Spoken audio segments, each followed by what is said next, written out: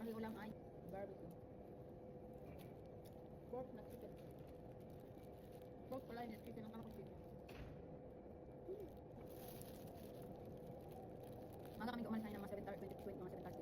Kaya yung mga ano oras na matay. Quarter to 3. Quarter to 3 na ngayon.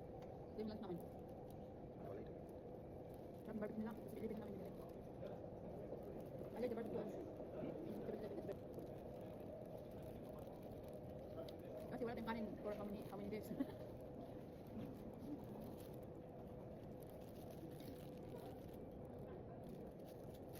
Libre. Libre ito. Hindi busog.